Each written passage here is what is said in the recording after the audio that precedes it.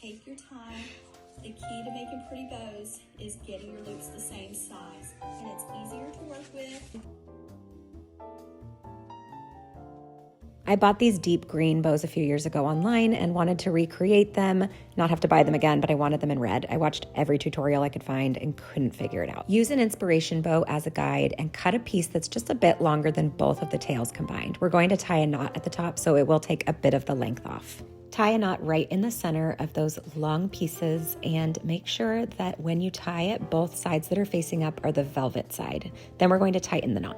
Grab your inspiration bow and you can use it as a guide for how long to cut this next piece. Double it so that when you fold it in, it makes the bow size that you want on the top. Then cut it and lay it out with the velvet side down.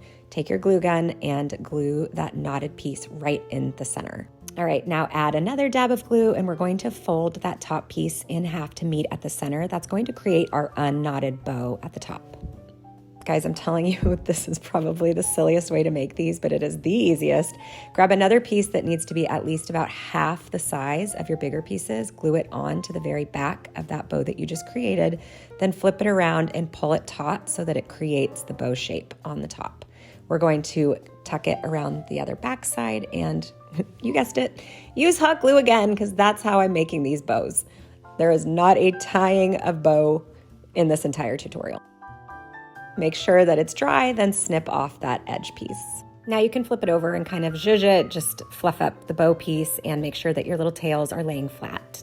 Again, inspiration bow, mine has angled pieces, so I put it on top of it so that they were exactly the same size. So now comes in the alligator clips. Here's just one thing to note. I put glue on both sides, but then I cranked open the alligator clips so that that top piece does not stick to the glue on the bottom, because otherwise you won't be able to use the clips once you're ready to hang them.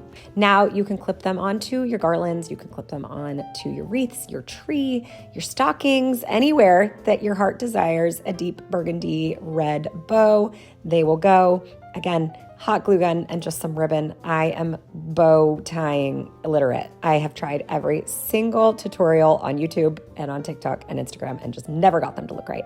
And these are so easy. I created 10 of them in about 15 minutes. They're everywhere now in my house. I probably went a little bit overboard, but I love them so much. Hopefully I'll love them for a few more years. And at this point now, I can always change them out to a different color because it's so easy.